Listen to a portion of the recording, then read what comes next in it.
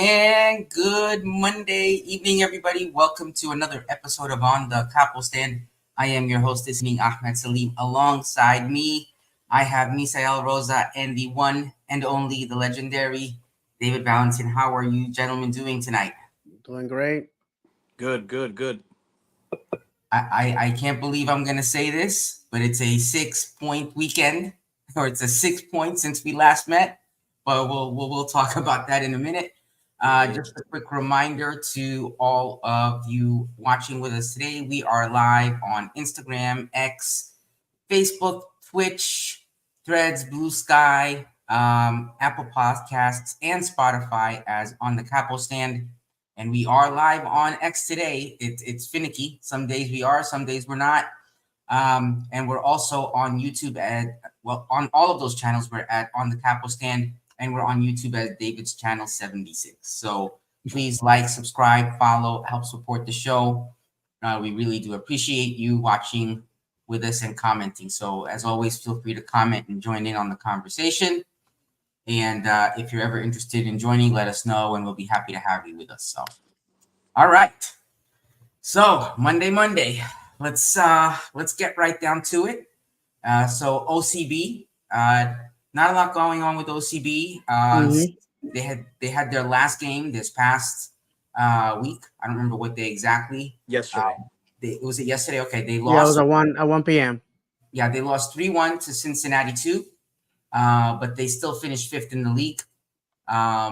They still have their playoffs coming up, so we're looking forward to that. I don't remember when they're starting, but we'll be sure to share that with you. Any thoughts on the game, gents? I don't know if you were able to watch it. I was not. I was unable to watch it, but I know that in MLS next, the team that finishes first, which is FC Cincinnati 2, gets to pick their rival. Gets to pick who they play out of all the teams that qualify. It's a double-edged sword. You could pick a team that is gonna smash you, and then you look like a fool. And then there's teams that you pick because they during the regular season they were not the best, and you can move forward.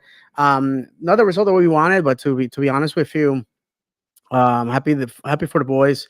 It was a game that really meant nothing for us. FC Cincinnati obviously wanted to finish first and get the regular championship trophy. They managed to do that, but now it's for real. So let's wish the boys the best. They have flashes of brilliance during the season, and I think they can make it. Misael, anything want to add? Yeah, not much. He pretty much said everything. I also didn't get to watch it. I did see the highlights. Alex Freeman was the only goal, 53rd minute. Great goal. Um, John's been saying before, I mean, that's one of the guys that needs to be called up. I mean, he can create goals for himself. I really would like to see him up. At least next season. I don't know. I don't know if Puppy's gonna want to do that now and going into the playoffs. But I mean, at least next season, call the guy up, give him a chance. Um, but yeah, like David said, not much to play for. We're waiting on that playoff bracket so we can see who we're gonna face. And I think that was just Cincinnati's payback from Saturday. We'll get into that. All right. So next up, the Pride of Orlando. Yeah. Yeah, buddy. Use that in all the possible ways you can mean it. But so the Pride officially has won their supporter shield after securing a 2-0 win over the Washington Spirit yesterday. I'm so excited I forgot to even show the graphic about it. We have a graphic. You just reminded me. Yeah, I forgot to send you the graphics. I have it. Great. What you do that? My apologies to everybody. As you can see, if you're watching, I'm still setting up my setup here. I drove to Tallahassee this morning, drove back with enough time just to log on.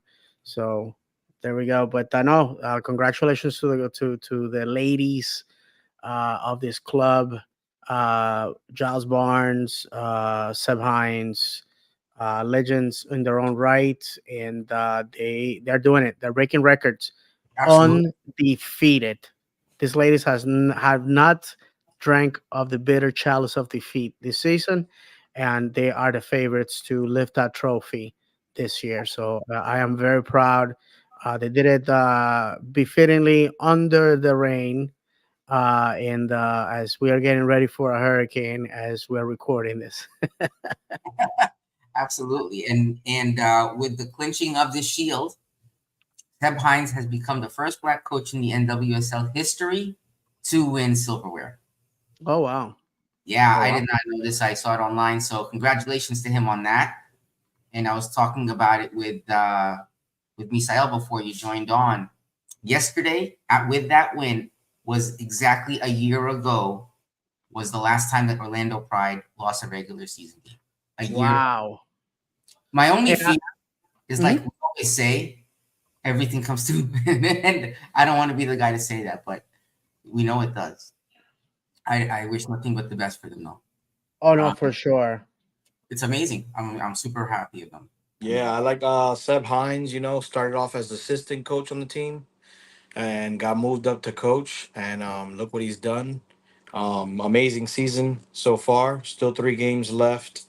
Um, but yeah, already won the shield. I want to give, man, Marta, she's been here for years now. Hmm. She joined like the second year, I think, or something like that. She's the longest tenured. I mean, she's she's still going, man. It's amazing. Like, I don't know her exact age, but I know she's getting up there. Yeah, Yeah, And this is the end of she's her career for yeah, sure. I mean she's the I mean I'm pretty sure she's the best woman, player of all time. Ballon And d'Or winner, by the way, Marta. yeah, the fact that we have her here in our backyard, man, it's awesome. I've seen her play several times, and she's amazing. She's fun to watch. I believe she had a goal penalty kick. Hmm. Um, but yeah, I like that she stuck it out. We've seen a lot of players in the Pride come and go for whatever reason. Not being negative about it either. Just saying they've come and gone, and she has still been here. And I like that we won the Shield. With her here, like she got Yeah, to for see it sure. through. At least she got to win something. hmm Hmm. Yeah. absolutely. No, no, and I have to tell you one thing. I'm very happy for Seb. For those that don't know, Seb's dad is an American. Seb was his mother's British, obviously, and his father's from North Carolina, and so he grew up not having a strong attachment to his American side. Had a fantastic career in England in the EFL, and the opportunity for Orlando City showed up, and it was more for him an opportunity to connect with his father's family, who had come to Orlando several times to watch him play. Unfortunately, by the time Seb was retired, uh, Charlotte came into the league, and it wasn't an opportunity for them to see him in their home state. And it's a guy that him and his kids, they and his wife, they have made this place home. And like Misael said, it was just basically throwing him a bone. Hey, here we need somebody cheap and that is here available. And Seb at one point had a staff that was basically pro bono. Miguel Gallardo, a bunch of guys that were part of the broadcasting crew, just helping out with Pride, because Pride, if we could write a book about how not to set up a football team, Orlando Pride will be the subject. Um, the people that were here at the beginning were not the right people. I'm not gonna rehash all that because it's a long story, but set it Pride to fail. Anybody that thinks that it's okay to fill a team full of internationals that are gonna abandon you when FIFA windows come up, and Yeah. anybody that thinks that going to give away all your draft picks because they're of no value shouldn't be in football. But we had issues with our front office staff, some legal issues as well. So again, just a lot of bad stuff happening that affected the on the pitch performance. Martha lived through all that. My respects to this football laborer. This lady had that has nothing to prove. Been to World Cups, Ballon d'Or, won a bunch of championships, and just like we look at Kaká and Ani, a bunch of the guys that have put their brick on the wall. The cornerstone of Orlando Pride is Martha. So all my respects to the fan base, to the staff, to the ladies that wear purple, and hopefully they can finish the season undefeated and with a trophy. That's what we're all hoping for. At one point, it felt like we had half of the United States girls team here. Yeah, yeah, and like you said, we're not talking about bad about people that are not here to defend themselves because technically we're not a Orlando Pride podcast. So I don't think it's our place, but they're part of our club, part of our institution, and today let's just rejoice on the fact that they have achieved this major milestone after years and years and years of headaches. So with that said, let's go ahead and talk about good stuff, my friends. Yes, We're going to talk about good stuff good because stuff. Good. our boys went to the city on the shore of the Ohio River, Yeah, but let's start. Cincinnati. You're jumping ahead to the really good part. Let's not. Let's not. Oh, okay. What else we have? Oh, that's right, because we had the Wednesday game. So excited about that you forgot I about the. know, I know. Listen, this is what happens when you spend 8 hours in a car, like I have, after coming back from our state capital. And I forgot because I was unable to go, so that tells you some. But this past Wednesday at 655 West Church Street, the city of brotherly love, the team representing the city of brotherly love, got mugged in Orlando. Yeah. Wow, what a beatdown! And you know what? I don't feel bad about it. Oh I no. don't. I What don't. was what? Can somebody tell me the score while I go get another cold drink? Well, the score was 2-1, and I don't know about you, Misael. I was actually able to go. Yeah, I was there. Oh, were you? Okay. Oh yeah. I was a little worried, like towards the end. There was, It got once again. It got a little rough there in the end. I don't know if the boys are just getting comfortable. I don't know if Poppy subs or if he's trying to park the bus too early or something like that. But a couple of these games now at the like, end, it's getting a going little to the end of shaky. it, I was not confident that we were gonna play the way we played on Saturday. I was like, all right, at least we got this win. Yeah, You I know, think it was like around the 75th minute. There was a nice shot from Philadelphia that once against the Pulpo. Galese, ever since he came back from Copa America, wow. I mean, the guy's been in form. At the beginning, I know a lot of people were saying that he might have been getting done. He might be looking old. I'm not gonna lie, I was one of them that I wasn't done with him, but I was. It was starting to hit me, man. Like, is this guy's? And Does he still Stadahar have was it or on not? fire before his injury. hmm And but man, when he came back from that Copa America, man, he's been on fire, and he had some pretty good saves. Um, Facundo Torres, he set the club record for the most goals. hmm Um, Taking that away from our boy Kyle Aaron. So yeah, imagine that it took 9 years for somebody to do that. That's great. how deep in the gutter we've been. That we have to like. Last time we had a hat trick was 2015 with Kyle Aaron. Most goals scored Kyle Aaron 2015. If you look at all our records at 2015, and arguably one of our worst years. So that tells you a lot. Yeah, I think I don't know if people are talking about it or not. I know that I mean in my opinion Nani was our best captain we've ever had. I know Kaká put us on the map and I know what Kaká did for us. But I think Nani helped Papi instill this winning culture. Yeah. Excuse me, But I think John. we Do you just need said to be let in? Thumbs up if you need. Okay. Sorry, um, Misael. yeah, no problem. I think we need to start talking about, even though Flaco has slow starts. I mean, been our best player Hmm. overall. Um, My only complaint about him is he needs to use his right foot more.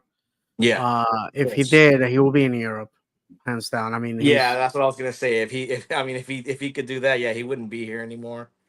And besides this and the slow starting, but yeah, the Muriel sub I think was great by Papi. I think Angulo for some reason early on he looked gassed.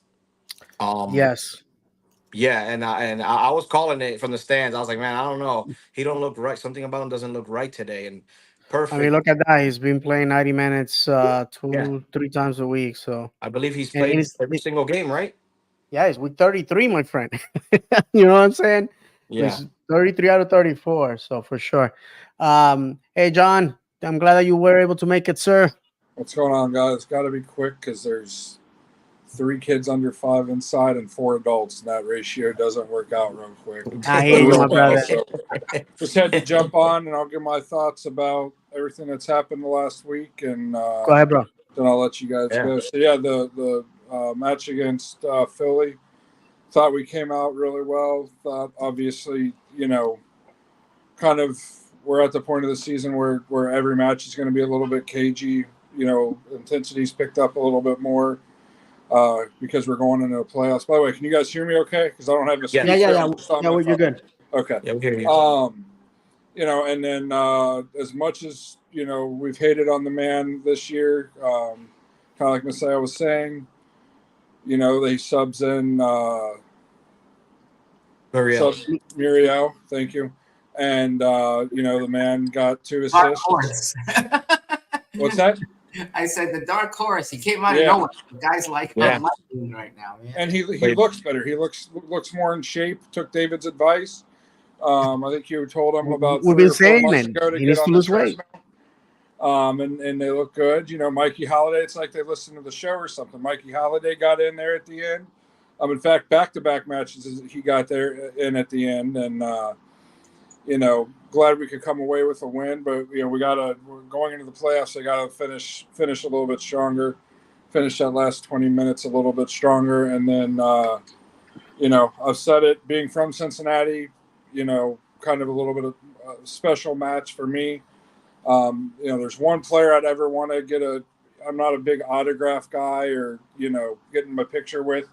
But one guy or, getting somebody's jersey, one guy's jersey and autograph that I definitely ever want would be Kyle Smith, since both of us, The Kyle Smith, sir. The Kyle Smith. yes, somehow, I was able to get a game worn jersey that had his autograph on it. I would Oh, really? pay an immense amount of money. And it's no Attachment. disrespect to any other player. It's just, players are a dime a dozen, but, both of us being born and raised in Cincinnati and, he went the soccer route. I tried to make it in golf and we both ended up in the same place. And now I pay money to see him play. That's pretty cool. I mean, I have cousins. If you guys remember my cousin that was on here a year ago before we played Cincinnati the first time, he played Division III soccer. Now he's quite a bit older than Kyle, so they never would have played against each other. But knowing where Kyle came from, being from Cincinnati and everything, and seeing him get that assist, inside the first 10, 11 minutes was or whatever it was Amazing pretty assist. cool. Well, how many minutes was it? 10th minute, I 10th believe, minute. and Yeah, amazing An assist. Yeah. incredible assist. Beautiful. Probably goal of the year for Orlando City, in my humble opinion. yeah.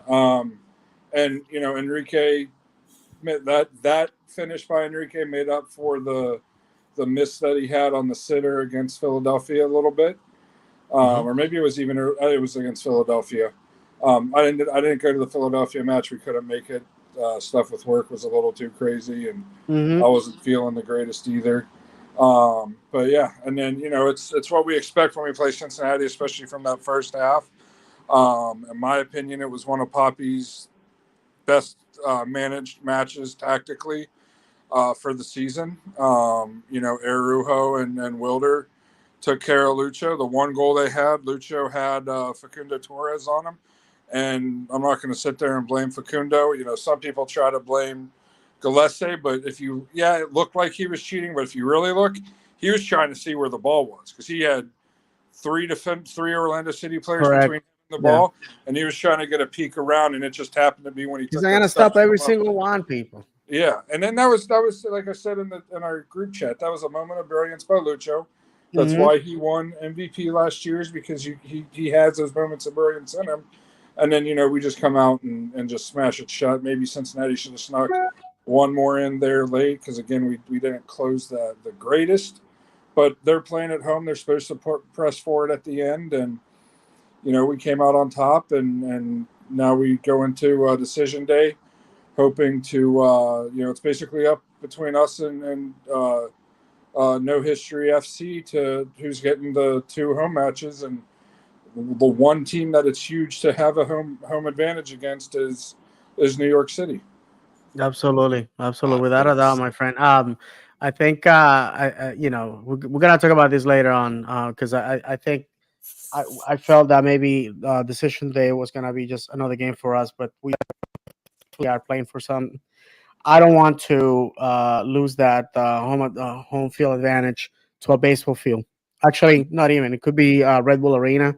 Red Bulls had said that they were not gonna let them back in because the bitterness and why help your rival. And next thing you know, the last game this past weekend was played at Red Bull Arena, and the attendance was very poor. So that already tells you, amazing that this team has a MLS Cup and we don't. But that's just the And one bitterness one in me. quick thing before I leave, Yeah, brother. because I was very intrigued by it. In our first 20 matches, do you guys remember what our record was? I went back and looked. It could be inaccurate, but I'm Please pretty share with us because I know that it's the stats are bad. 5 wins, 6 draws, 9 losses. Incredible. And we would be right now, if I recall correctly, we're 19 points out of first. I think it is, if I remember correctly. I think Miami has 71, and we have 52. Best Maybe, team in the league since July 1st. yeah, we've been exactly. We've been the best record since July 1st. And if we would have just went, had 6-5-6, we'd be very close to being 6 wins, 5 draws, or six wins, 6 draws, 5 losses, however you want to turn it. But we turned that 9 into an extra couple wins. We potentially could have been right there on Miami's heels for the Shield, and not made it so Hmm. easy on them.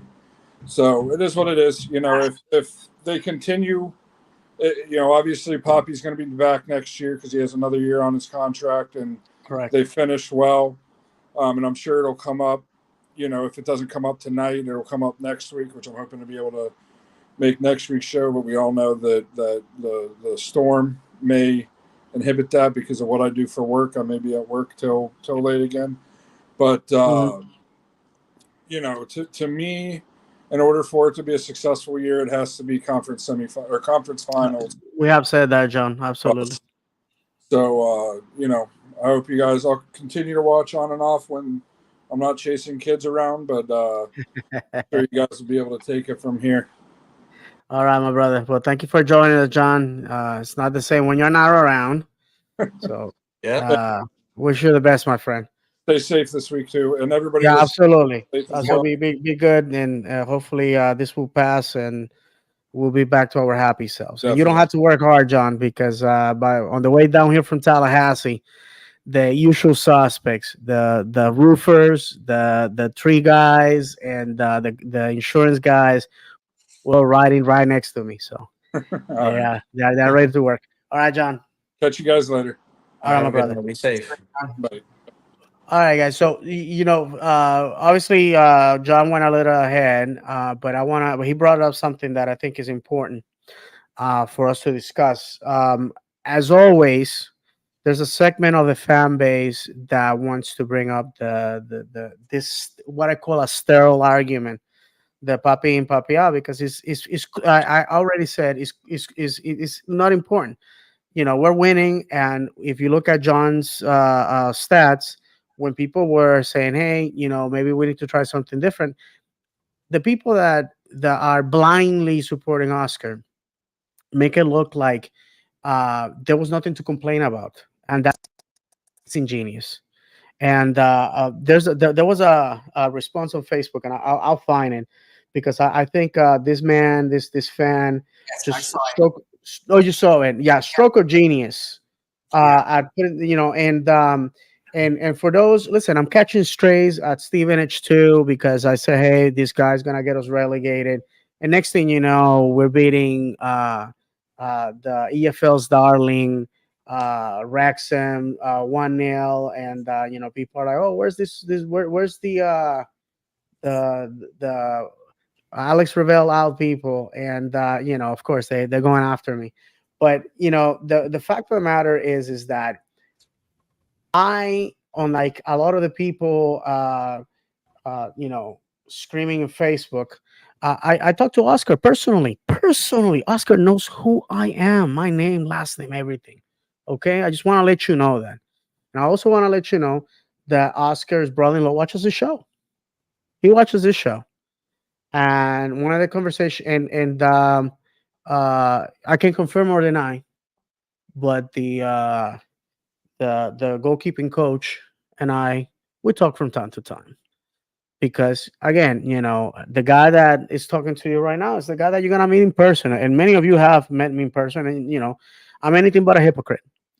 I want to win. I want to win at all cost. And when I spoke with Oscar, Oscar said, "Hey, we're gonna try a lot of different things, and they're gonna be great." And I just wanna reward the fan base. And I was like with him, and I toss and turn in my bed until by June 1st, I said, "Hey, statistically, my friends, there's two things that need to happen. You need to be in play position by June 1st, and you gotta make 50 points in order to make the playoffs. We make 50 points." 52, as a matter of fact, we're in the playoffs. But one of the things that we smash statistically is the fact that we were not in playoff contention on June 1st, and we're making playoffs. Two of the teams that were in playoff contention in June 1st are not making the playoffs. One of them is already eliminated, which was Toronto, and the other one is praying to the football gods right now, Atlanta, praying that we laid an egg. So, I have to say that I'm very happy for Oscar. He definitely made me eat my words. He definitely got us once again over the hump, dragging our carcass to the playoffs. But my friends, we have to ask ourselves: are we once again here to be shown the door in the second leg of the playoffs, or are we here to win it? And that's my question. In order, we made playoffs, great. Right now, playoffs is standard. We can pass the first half of the playoffs, great. That's standard. We have to make it to the conference finals. And I have to remind you that if we go to those conference finals, most likely, 99% likely, we're going to be facing Inter Miami. And if you ask me, the fan, what better way to avenge the 5-0 humiliation at the beginning of the year by just smashing them in their house with the cameras of the world looking at us? And I finish with this: if God is good and great, and He is, He's gonna give me this gift because I really want that jumbo airplane of pain to land in every village in the third world. Those are the people that go onto our social media humiliating. No, I want all those goat herders. I want all those field hands to feel the pain. That's what I want. And I'm telling you right now, I'm for a decade. When they talk about FIFA Pesi, I just gonna go in there and go, "We eliminated you in the MLS playoffs, guys." Words about the playoffs. I mean, we were here before, right? And to your point, it's like what John said. We're here now, but what we went through to get here makes this getting to this point feel like a success, right? But the thing about it is, it was a success. It feels like a success because of the way we started the season. where we're at right now is only because of the changes that have been made, right? The question is, why did it take that long to make those changes when it's the same team, right? Isn't it the same team since we started the season? I mean, we signed Absolutely. Yeah, pretty only much with just Muriel and it's Lodero. not like we changed the lineup like 180 degrees, right? It's the same players. You have the same players at your disposal. So that's really, I feel like, where the frustration comes in is that we're winning now and it's great. Why couldn't we have done this from the beginning? You know, like when Mm-hmm. what's the guy's name that posted about our season? I keep forgetting his name. The commentator, the guy Oh, that Adam West. when he posted that, it just reiterated our point. It's like the second half of the season. Why couldn't we have been playing that way from the beginning? You know, I Mm-hmm. think that's the most frustrating part. So people are like, you see, we're doing great. We should have been doing this from the beginning. Had we been doing this from the beginning, we would have been in that supporter shield position. We would have been, not Miami. You know, so it's like stuff like that that's frustrating. So I really do agree in that if we anything less than those playoffs, I don't think it's really a success in terms of the season, right? Because every year we want to do get better. Last year we made the playoffs. The last 5 years we've made the playoffs, right? So it's like, Yes. okay, we won the U.S. Open Cup the year before, so it's like, all right, if we didn't do well in the playoffs, at least we got the Open Cup this year, right? So we have to do better every year. So I feel like that's the only expectation. That's the only thing we can. That's the minimum that we can expect from the team at this point for us to actually to legitimately say that it's a success. And I think if you ask Oscar or if you ask anybody in the team, they may not officially say it, but they would have to agree. Well, that's I think in the beginning of the season is a mixture of maybe Papi trying new things, and I strongly believe this team goes as far as Facundo can take us. He's our best player. And as soon as he started going, the rest of the team started going. I don't know why, the rest of the team needed to wait for him, but yeah, his slow starts, hurts us a lot. Mm-hmm. Um, and I don't know what that is. I think it's a combination of him and coaching, because whatever it is that he's going through in the beginning of the season, which this was, I think, the third season in a row that he started off slow, the coaching by now should have learned what it is, what's happening with him that's taking him, so long to get going and clear that up. I don't know if it's like a mental thing for him, or I don't know if they're just giving him different game plans or something that he's not understanding, but something's going on. And um, Well, I at the have same, yeah, go ahead. no. I was gonna expand on what you said, Misael. I spoke with. Well, I didn't speak with a person, but I read on Facebook that on an interview, Oscar had said that he wanted to experiment in the beginning of the season.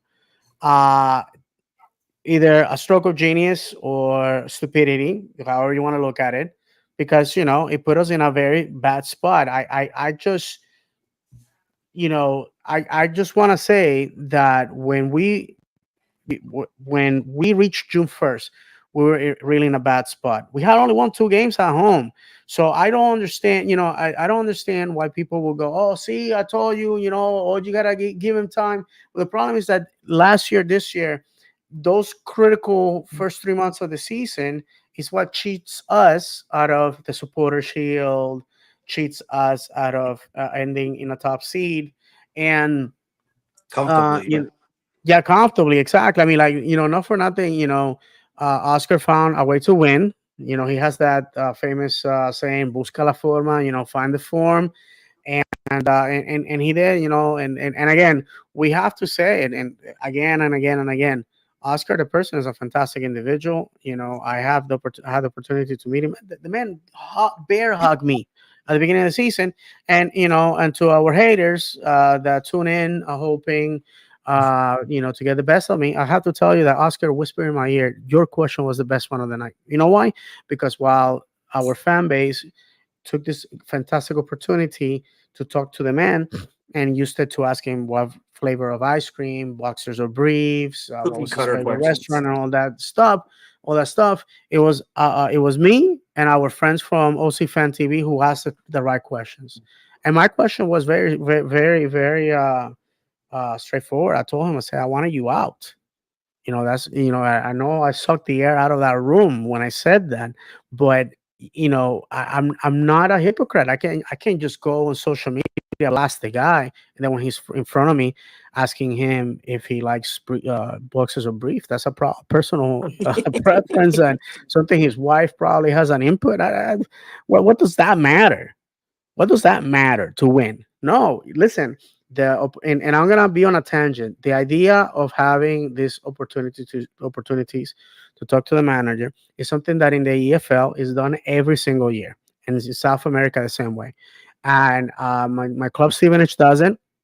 We used to do it in USL, and I asked Jared Dillon, hey Jared, I think this is a great opportunity for the supporters to go and find out from our manager how we plan to play in the season, what we plan to do. And to those that have taken the opportunity, God bless you. Thank you very much.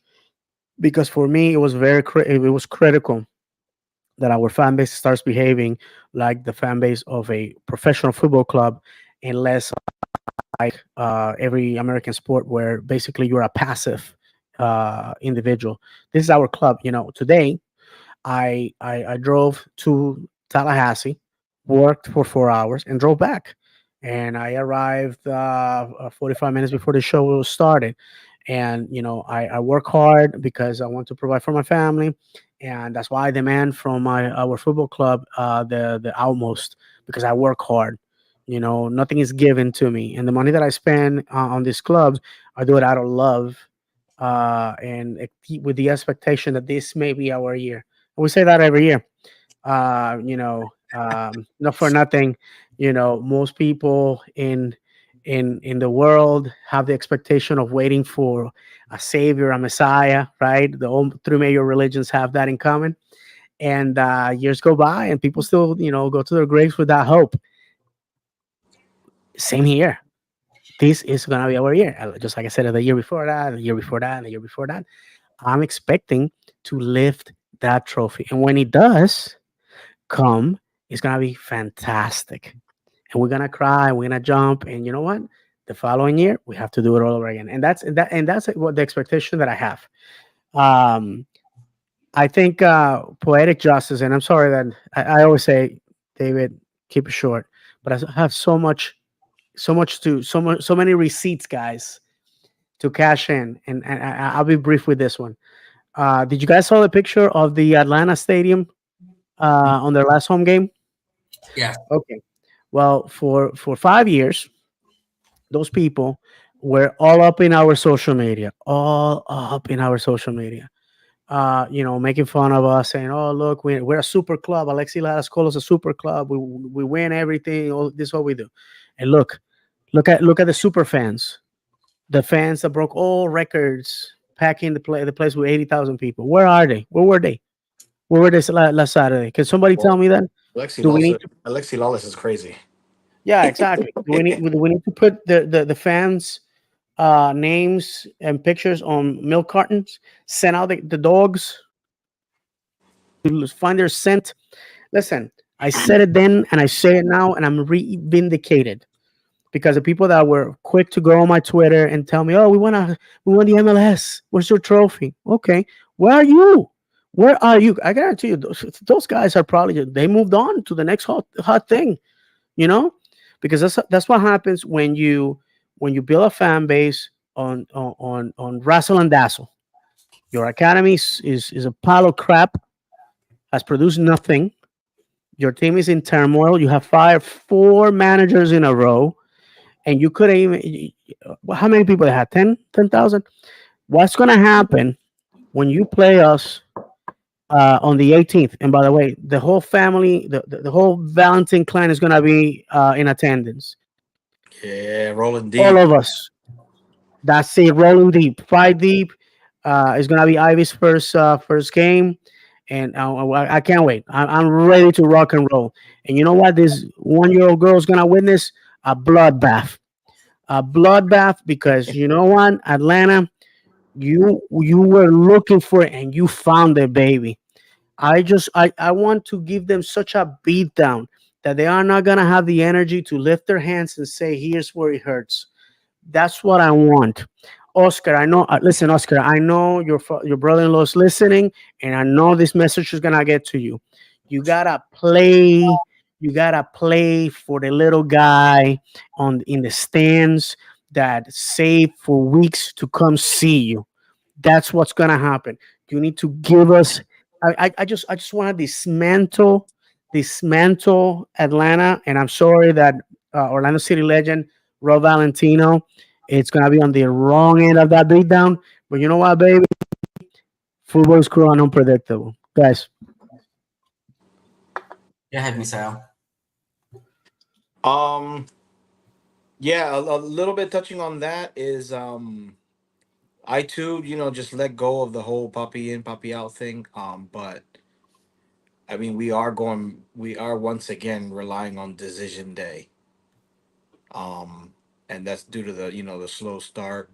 Um, that now, yes, we've been the best team since July 1st in the league, but once again, decision day is our fate. Where we're gonna be, if we're gonna, 2 out of the 3 games at home, or if we're gonna have to have 2 games on that Fisher Price Field in New York City. I don't know if they'll play there or they'll play somewhere else, being the Yankees being in the playoffs. But yeah, it just sucks, man. To having to rely on decision day every year now for this. I think this is the third. I think this is the third year in a row, I believe, relying on decision day. Yes, sir. Um, and I know people might hear this and say, "Oh, that's you're being negative. We're making the playoffs." Weren't we locked in last year before decision day? I don't Yeah, think because so. we finished second. Yeah, Oh yeah, last yeah. year. I'm sorry. I'm sorry. You're right. You're correct. The two No, years before that, the year the before 2 years that, before that was the decision two day. years before that, right? We went to Montreal with that goal by Seb. I forgot Sebas his last Mendes. name. What was that? Sebas Mendes, you said, right? Sebas, man. Thank you, brother. And then after that, we beat Columbus at home. Columbus. Yeah. Yeah, my apologies. And then last year, yeah, we finished second, but then now we're back to, relying on decision day. Yes, we make the playoffs, and yes, it's only to, it's only to figure out if we're gonna be, if we play the all 3 games, if we're Four gonna for have two fifth, of yeah. them at home, yeah. But it just sucks, man. I would really like to, arrive to the playoffs comfortably and already, be one of those teams that already know we're gonna play home or not. Um, but I guess that's being too picky for some others. Listen, I'm sorry. We just gotta. I'm telling you, we just listen. The game in Cincinnati, which we have touched very little of it. I think Ramiro Enrique has consolidated himself as our starting number 9. Oh yeah, As a striker. I my theory, my conspiracy theory is that we sign Duncan to sell him in the winter. I think that's what's going to happen. A player of his quality seems too comfortable on the bench for my liking, right? If you're a player of that caliber, you're like, hey, I'm not playing. You know what I'm saying? But he yeah. seems perfectly fine. So I think that's what's going to happen. I think this is my theory. Again, it's not 100%. It's not like I know some inside information. I think championship side is going to take him. And but there's a rumor that he's gonna go to Wrexham. What? Wrexham right now is second in League One. League One promotes 1 and 2 automatically, and the third team is through playoffs, and the bottom 4 get relegated. So Wrexham has the money. Obviously, I'm super excited that Steven humbled them and all that, but the reality is that they're a team that is prime for the championship, and their end goal has always been the EPL, and I think that they can do it. I mean, based on the talent they have, the everything about them. So there's a rumor in the EFL that was communicated to me by my friends at Stevenage that the Wrexham is going after a guy that is in MLS right now, and that transfer is going to happen in the winter. If we make some money once again on a player that costs us nothing, and he's gonna go to a great team, and he's gonna make his dreams come true. I think with Ramiro Enrique, what we have, the son of a world champ, 1986 Argentinian champ, world champ, a guy that has a lot of talent, man.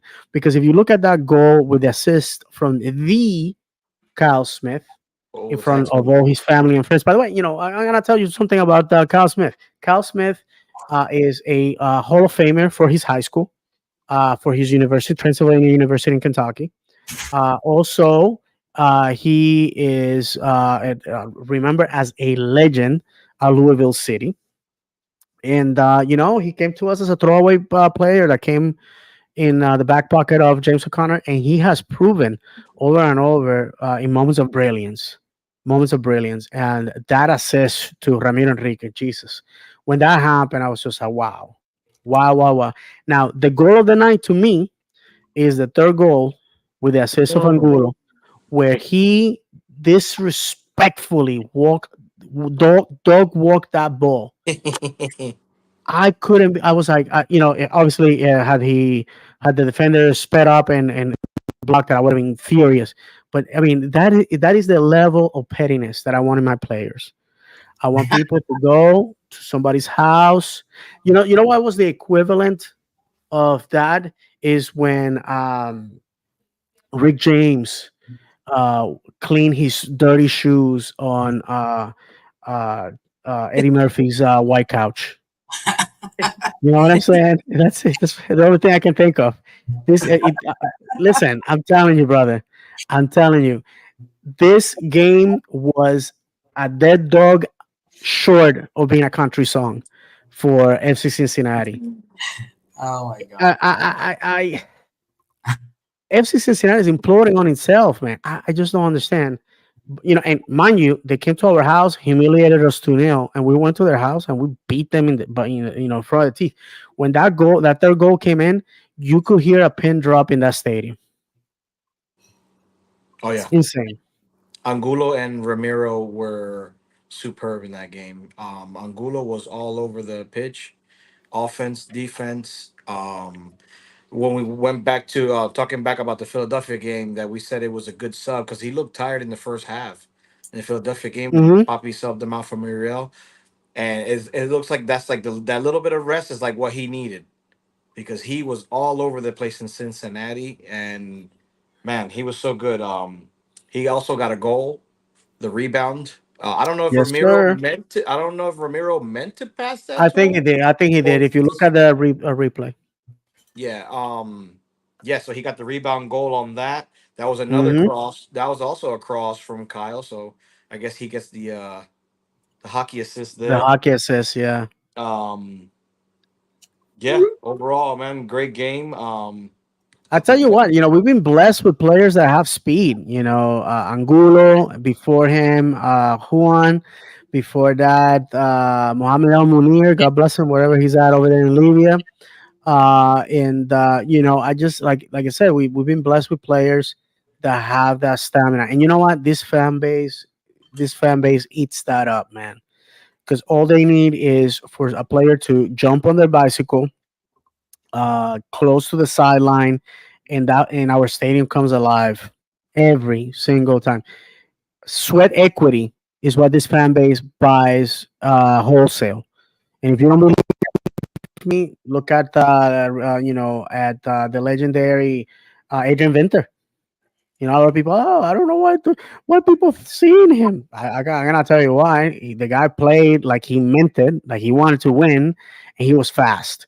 And this fan base, man, I'm telling you, I know our good friend Eddie Cruz calls it the hype merchants, but when you can back it out with goals, man, it doesn't matter at that point.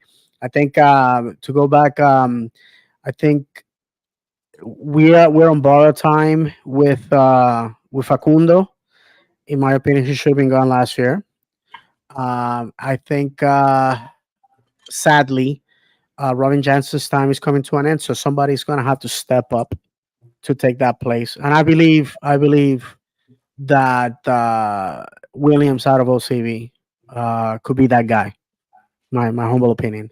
Um, and I think there's a lot of guys in OCB that are going to be filling up that those spots. Because one of the things, guys, that we have to remember is as we do better in the season, in the draft, we keep picking, later and later in the draft, and it doesn't mean that we're going to be able to grab those gems. People talk about Duncan and Kyle and a bunch of other guys that have done fantastic for our club out of the draft. But the reality is that those guys came to us after a lot of backroom dealings and awful seasons, and I just don't think that the draft next year is going to be as fruitful as it has. So I think it probably be time for some of our OCB guys to finally step up to the plate. But there's very little negative to say about Orlando City, right? I mean, look at our record. I mean, it speaks for itself. Ahmed, do you want to talk about Cincinnati? Man, I still haven't got to watch the Cincinnati game because I really want to sit down and watch it in detail. But Well, I can tell you it was a good game. I mean, probably the best we played this season. my son watched it and basically ruined the whole thing for me anyway because every time something happened, he was texting me about it, you know. But the thing about it is, what worried me going in was we were not going to play the way we know that we could, right? Hmm. When I saw the score, I was like, there's no way I would have guessed that it was going to be like, I would have been happy with a draw. We said on paper, there's no reason we can't win this game. But we all know But football is not but on paper, it's on Football's grass. cruel and unpredictable. there you go, my brother. Grass on Thank you. paper. And that was literally the first thing that came to mind. I was just like, oh my gosh, this is unbelievable. Was that their fifth loss in a row? Something like that? I believe so. I believe so. I mean, I watched the game in Spanish. First of all, while I obviously can speak both languages, I prefer the Spanish. Sometimes, if we're lucky, we get our good friend Sergio Ruiz, who I have told him in many occasions via text, "Hey, your bias for Orlando shows. You just gotta take it a notch down." And Sergio, if you're watching or listening, you know I'm joking when I say that. But they have nothing but praise to say about our team, especially if, uh, Rodrigo Schlegel. The last two games, two different crews basically have said, "Hey, you know, wrap him up. I'm taking him home. He's a complete football." Which, oddly enough, our fan base sometimes tends to be very critical against Rodrigo. But also, it allows me to get a different perspective because on the English, they have people like Taylor 12, man. People that if I was club communications, I would say you are not stepping on this pitch, on this stadium, on this edification until you apologize to the fan base because Taylor 12, man, and Mr. MLS 1.0, Mr. Haspin, was quick to embarrass and humiliate our club the night before the Open Cup championship. And then when the truth came out, explaining what had happened, no backup to it tweet, but he was quick to damage our club. So again, club communications sends the hounds after a humble podcaster like myself, you know. But Taylor Twellman can talk crap about our club and not apologize about it, and they throw the red carpet for him. I don't know. Misguided energy, I would say. So, but to me, the game against Cincinnati probably the best tactical, defensively, offensively game that we've had this season. Masterclass by Oscar Pareja. If I am quick to criticize him, I'm even faster to praise our manager. As long as he represents us. Saying wishing ill for Oscar Pareja is like jumping on an airplane and wishing that the pilot had a heart attack because you don't like him. It's ridiculous. So anyhow, I think in conclusion for me, the game against Cincinnati could be a premonition of what may happen in the playoffs. because Awesome. we've been screaming here saying, hey, we can go to Chicago and beat the crap out of Chris Mueller in front of his family, but we can't go to New York City or to New England and deliver the same results.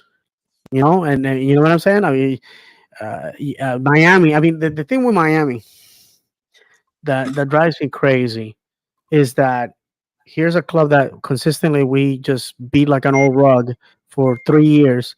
Then all of a sudden they get some players that belong in in a memorabilia signing tour, and we make them look like a contender with that 5-0. Which, by the way, they haven't been able to perform, and I believe Chicago beat them 4-0 anyways. Chicago who's dead last in the East. So I mean, they're saying, oh well, they won without Messi. Well, that's what clubs do. If you think that this one player is gonna be your talisman, I got news for you. He's an old man that he refuses to play in Orlando, and so since he refuses to play in Orlando, we're gonna have to deliver the beat down in Miami. I'm telling you guys, I'm telling you, we're gonna beat New York City. We're gonna beat New York City, and we're gonna have to face Miami. And you know what?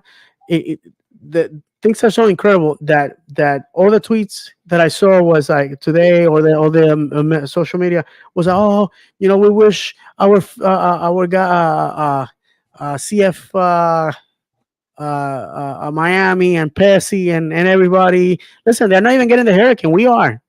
Nobody mentioned Orlando. All of a sudden, people forgot that Orlando's in Florida, in the path of this hurricane. That's how this league operates. They forget that we exist. Um, what are you gonna do? What are you gonna do? We just got a great game at Cincinnati, Philadelphia, an afterthought.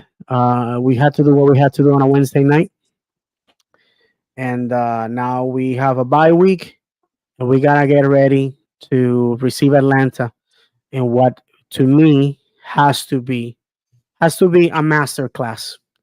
It has to be. And We need to finish off the season. We can't finish off on a low note, right? For a variety of reasons. A, because we need to secure that fourth spot.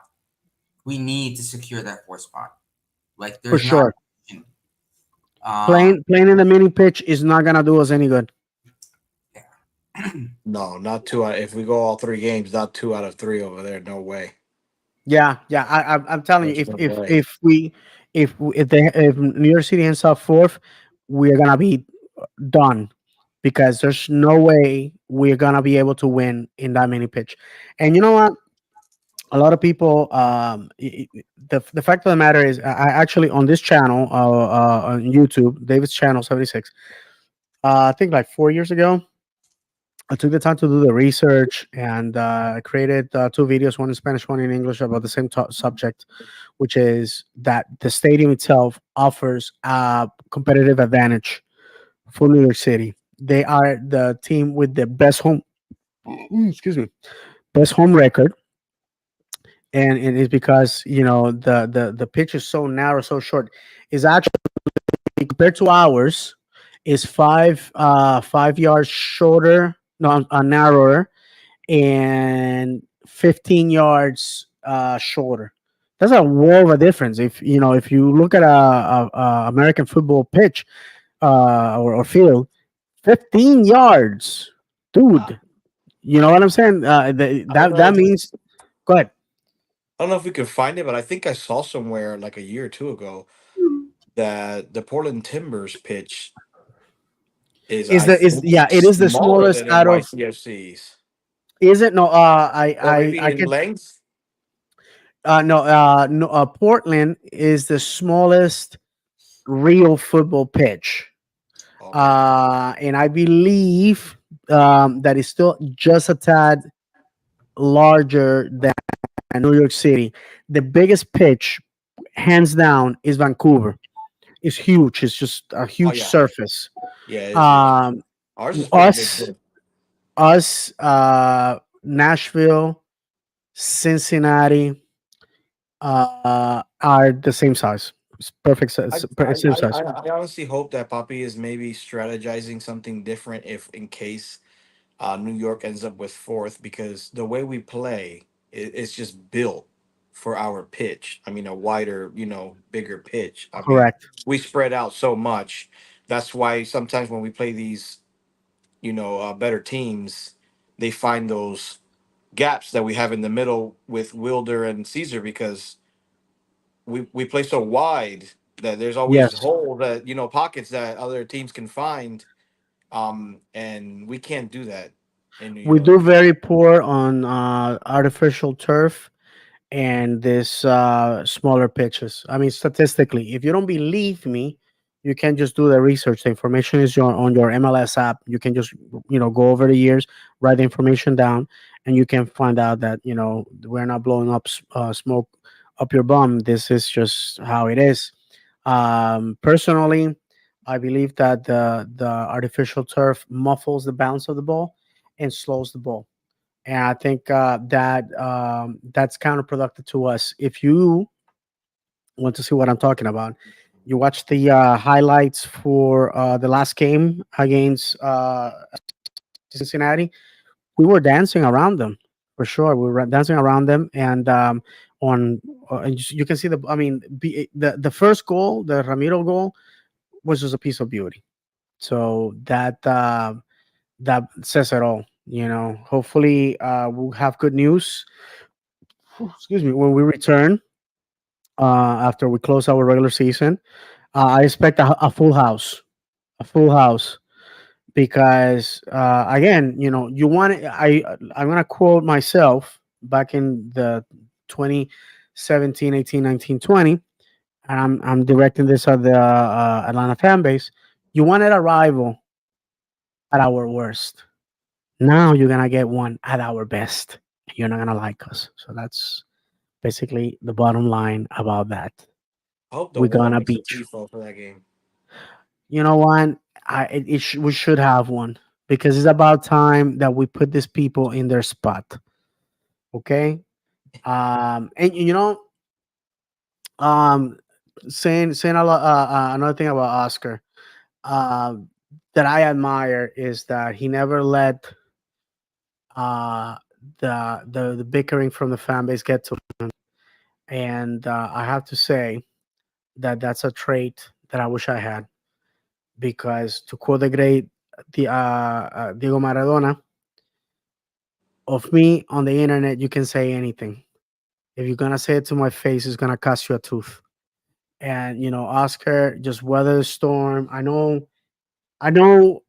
for him it was difficult to hear from our podcast, you know, because the brown nosers, they're gonna do what they're gonna do, and Oscar doesn't care for them.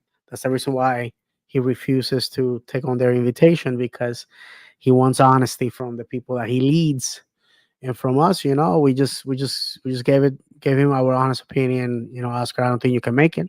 He proved us wrong. I think that's fantastic. And I'll be the first one to shake his hand and tell him for the second time in my fandom, I have to come eat the crow from your hand.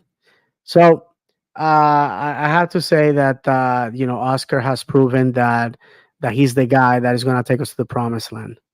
And why do I know this? Because he just broke one of the longest statistics since the advent of the league.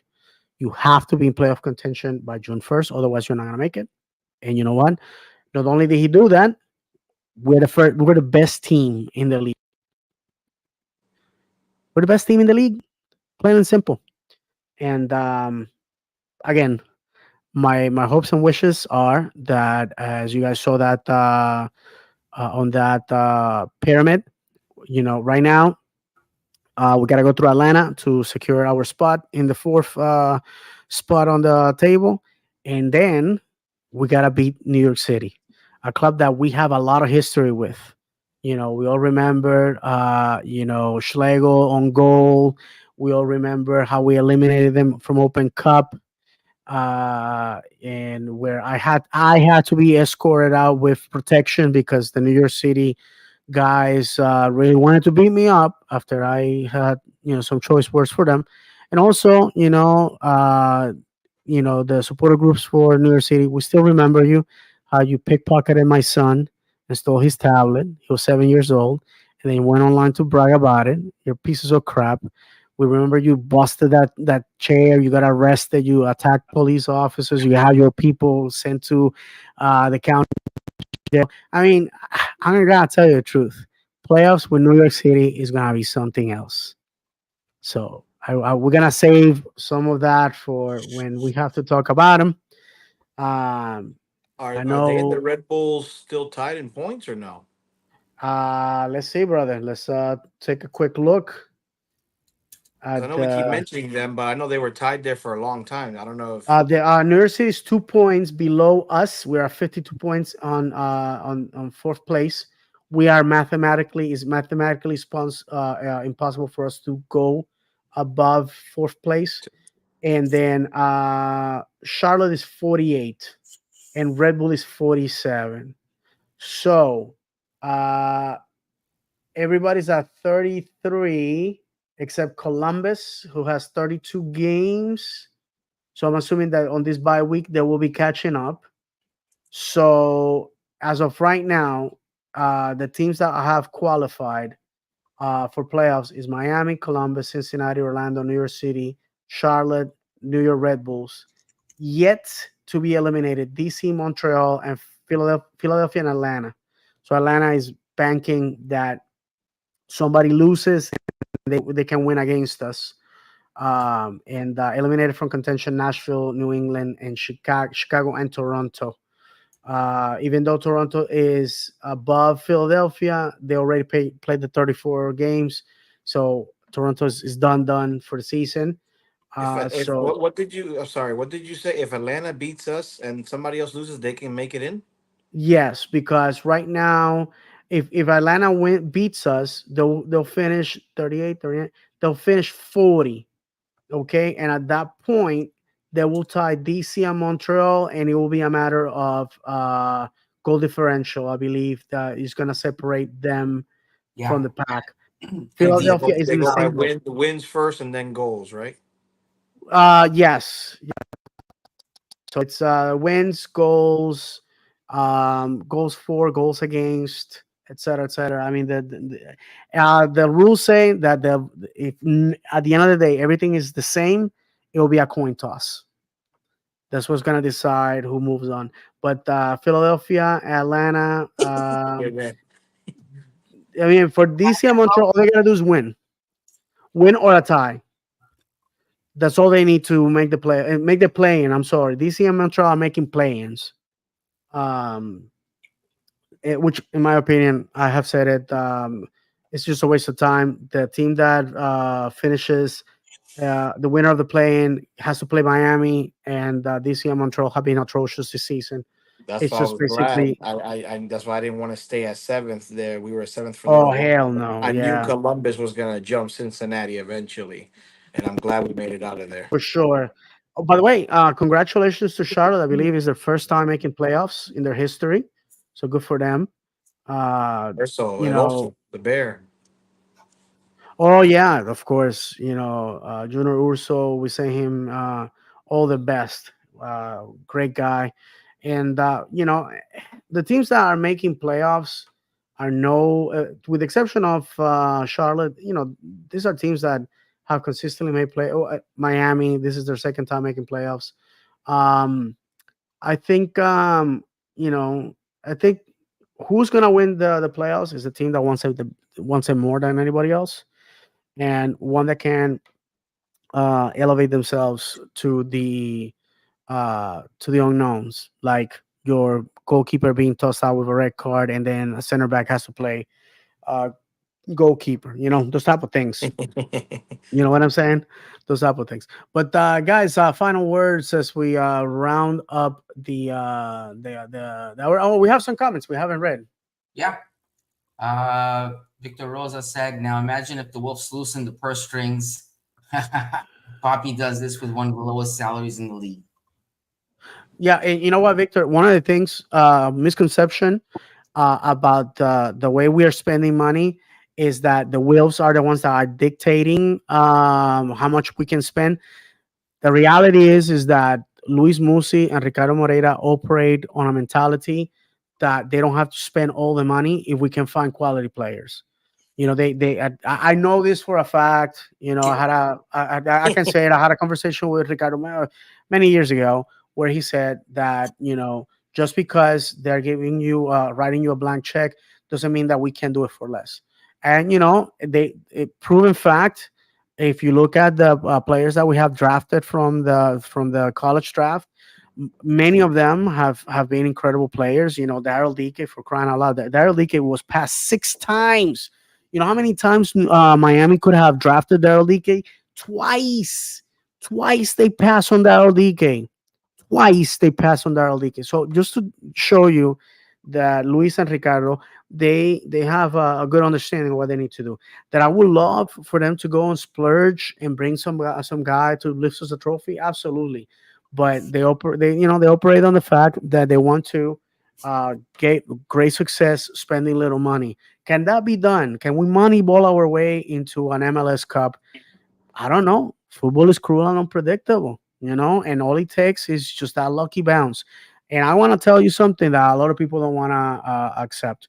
Had had Martin Ojeda's kick that missed the goal by this much.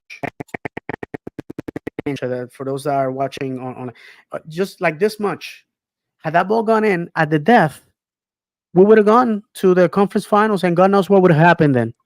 But it didn't. And then, you know, we went, and you know, Schlegel got the second yellow, and a lot of things can happen because this game is cruel and unpredictable. We say that all the time. It's a panel talent now, so look. So yeah, so that's the thing. I think the Wolves, to be honest with you, they are learning hard lessons. I had the opportunity to speak with Mark Wilf briefly, and I can tell you that he's a guy that really cares about the club. That well, the one thing that he needs to understand is this is not the NFL. That's a fact. And I think Pride already showed them that it can be done smartly if we go and get the good players. Because Barbara Banda, I'm sorry, that is a footballer. Mm-hmm. Mhm. Oh yeah. That is a footballer. Okay, that's what happened. You bring this dynamic. You know, when I was in high school in the chemistry class, I remember, you know, you have this and you put the sulfur or whatever, and it starts bubbling and exploding. That's what Barbara Banda is. Can we find the male version? Is up to our club. Mm-hmm. What were you gonna say on that, Ahmed? On what? Before the About spending, you know. Well, I mean, the thing about it is there's like two trains of thought, right? About spending the money on the players. You bring in the players, and now do they taken any time to gel? Right? Or get Because in that's the point. shape or all that. I would make an argument though. They don't. You know why? The example you just made. Barbara Banda joined the team. Second game in, she was scoring goals. Right? Nonstop. Yeah. It didn't take her like half the season. Not that the Pride needed it, but at that point, she came in and she started doing what DPs do. Right? So where's all the gelling that needs to take place? Yeah, I mean, I think it's also who you get. I mean, the minute Galaxy got Marco Royce, that guy is clicking in all cylinders right Yeah. away. I mean, the minute that guy came in the pitch that first game, I mean, he was already. It's like he's been there for a couple years. I don't know if that was good coaching, or if it's just because he's world class. I But think it's both. I think it's both. It's a combination of the coaching and the players, and it's finding that combination, right? So Giroud's first game with LAFC, same thing. yeah, Boom, boom, yes, boom, boom. yeah, and so yeah, so it's tough. It's tough when you say what happens if you could get all the players you ever wanted to. Would you have a winning team? I don't know. That's where the coach comes into play. A lot of factors come into play. I just don't like to use the excuse you need to give them time to gel because it's not giving them the credit they deserve. right? You're saying like They're there's something professional football players. exactly. My Professional wife football told me players. that every time they're having a problem, she's like, "You have one job to do. It's not like you leave here and you have a second job, right? You That's know, your Except job." Cal Smith. Except right? Cal Smith. You don't see Luis Muriel working a concession when he gets off the pitch, Yeah, or or Duncan Not, parking not, cars outside the stadium. yeah, not Morel contract. No, no, yeah, I know, $4 million. Listen, I God, would like to have. I would like to get. I would like to get another star in here. I'm not gonna lie. I would like to get. I would like to go out there and get somebody you know what? Absolutely, I think like we a can buy Griezmann Muriel or something down. like that. Yeah, I'm with you on that. I tell you what, against Atlanta, throw Muriel to the fryer. Just make him start. Make him the starter and see what he got. You know, what things that we know in this podcast is that he's staying after practice. He's been working on his physical conditioning, and that he understands, he accepts that his performance has not been what he got hired for. And you know what? I have to say that one thing that American football fans love, or sports fan at all, is the comeback story. Mhm. Okay, everybody loves the comeback story, man. Everybody does. We all want to be like, Karate Kid. What's the best part of the movie is when the nemesis, the blonde headed kid, I can't remember his name. He just grabs him the trophy and hands it to uh, Daniel and says, "You're all right, Larusso." That to me, that's it. He won in life. He got the respect of his opponent. He got the girl. He got to do the impossible, right? Rocky People, one, 2, 3, 4, 5, 6, yeah, 7, 8, 9, yeah. Thank you. 10. Everybody wants that, man. Everybody wants the comeback kid. The beat of the odds. Star Wars. We all love the trench sequence, because when we think that Luke is gone, boof, comes the Millennium Falcon. Guys, that's what people want. And for me, if Muriel on Saturday, the following Saturday, goes there and drives the ladies wild and makes the fan base go woo, I'm the first one that are gonna jump on the pitch and put him over my shoulders. That's it. I'm telling you right I now. wanted I'm to. telling you I right now. wanted When it to. happens, you're not shocked. You're like, who's that short Puerto Rican guy? Oh, that's that guy. Really quick, what you guys think about the fight after Philadelphia that led to Duncan getting the yellow? Why he wasn't in Cincinnati? I mean, I that don't was know. wild. Wait a second. What happened now? Yeah, yeah, yeah. I saw them come up. I didn't know what was going on or why they did that I because don't it got know. really heated at the end of the Yeah, I match. don't know why it happened, but after the Philadelphia game, um, I believe it was Caesar or Wilder. One of them was still jawing at the ref about something, and then more players came, and then the Philadelphia players came. They started pushing each other. Poppy had to come. Poppy was manhandling players. He was grabbing our guys and literally just shoving them out of the way. Go He into was the arguing locker with the room. ref too. Yeah. He's You know, arguing. I'm shocked. I'm shocked about that, because I felt that the referee, um uh for that game, was very fair. It's probably one of my Oh, I favorites. that's my favorite ref in MLS. When I saw him training, when I was there in the stadium, when I saw him warming up, and in the beginning when they do their laps of running, I literally pointed him out because I can't remember his name, but I always say I love that guy because I feel like he's fair. And consistent. Yeah, he is. He's like a young guy. Um, Yes, Villarreal, if I'm not mistaken. Um, in fact, and then the Cincinnati. I know you said I think Ahmed you didn't really watch the game. In Cincinnati, Poppy was going at it with Noonan. Yes, I saw that. I Yeah, saw the replay in the highlights. I saw that. I didn't know what they were talking about though. and also the assistants too are going back and forth, and it was for a while.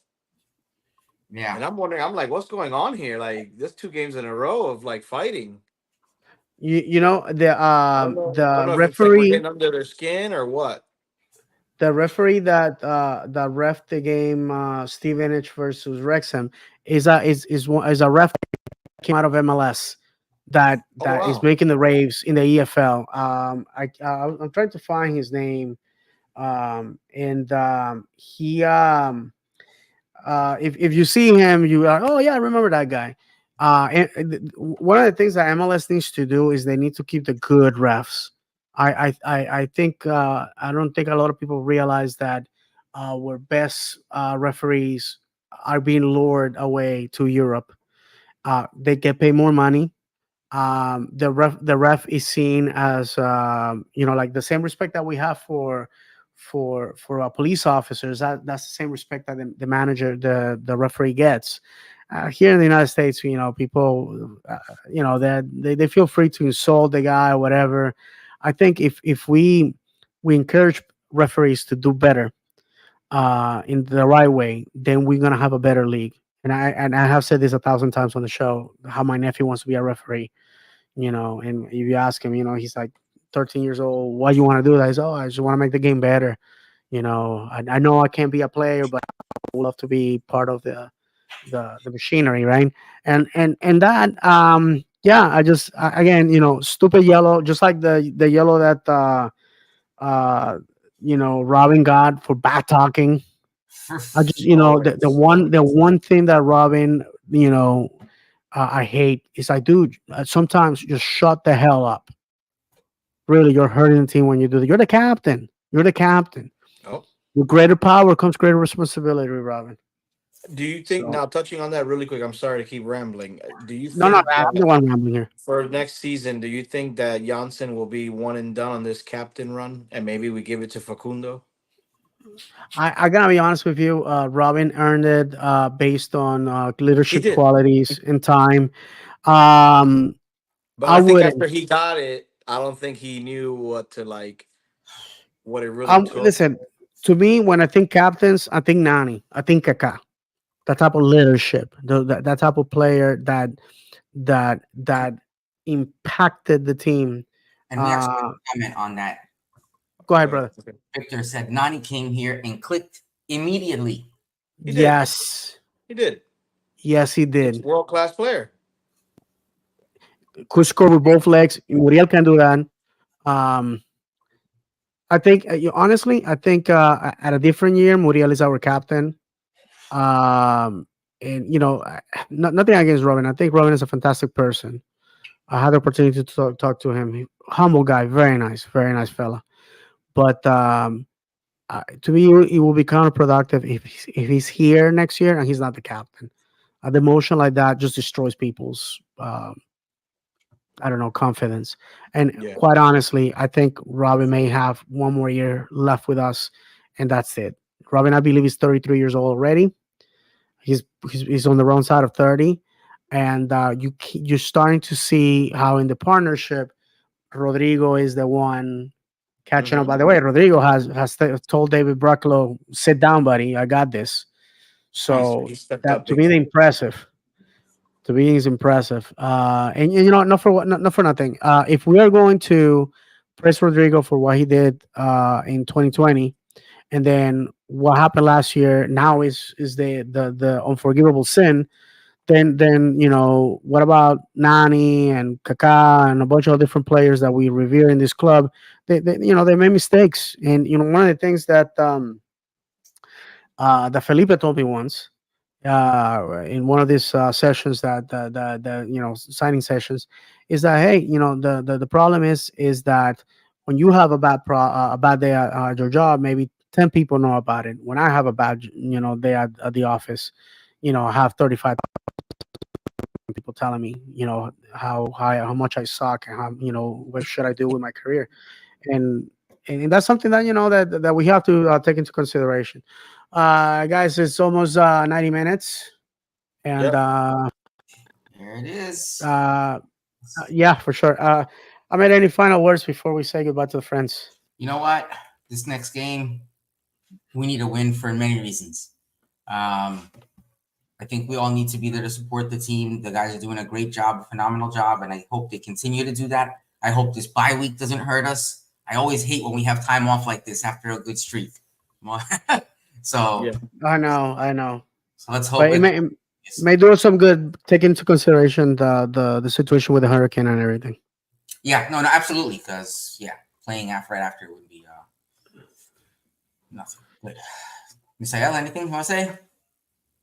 Same thing. I don't know if we're gonna reconvene before Atlanta. I know we mentioned. I don't know if you want to tell the people that we might No, not be. it's probably gonna be after. Reasons for that is we don't know who's gonna have power after the hurricane. We don't, we're, praying and thinking positive thoughts that this is just gonna be a day off. I know for those that don't live Yeah. in Florida, that sounds insane, but when you live down here, you don't get out of bed for anything over Cat 3. But yeah, I'm sorry. Go ahead, brother. Um. Yeah. So with that being said, I guess we'll talk after the Atlanta game. Everybody, please show up, support the guys. I know we're a little bit of ways away. There's 3 games left for the Pride. But maybe show up to that last home game. I know 2 of them are away, and then the last one is at home, and especially the playoffs. We got to show up for the girls. I know I definitely.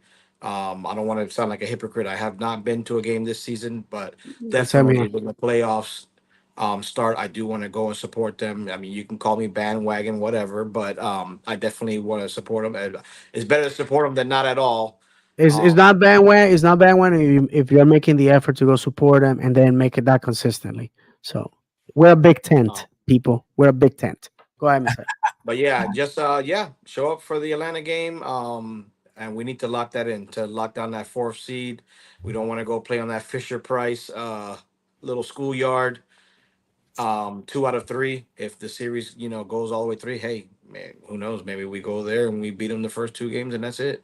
Yeah, that's Um, it. That's all. but But yeah, I want to see the boys at home. As for me, to make it short and sweet, for our Jewish audience, our friends, I hope the fasting Saturday for Yom Kippur goes well. That your name is written on the book of life. To me, it comes this week is just fine. The hurricane comes this week. Every year I miss a game for Yom Kippur, and this year I don't have to. So winning at life. And so, with that said, I can't wait to take the whole family. First time this season that I get to do that, to close the season, and to enjoy a family, time with the family. At the end of the day, football is entertainment, and our boys certainly have given us a reason to cheer as we head out to the playoffs, and hopefully we're gonna make a lot of noise.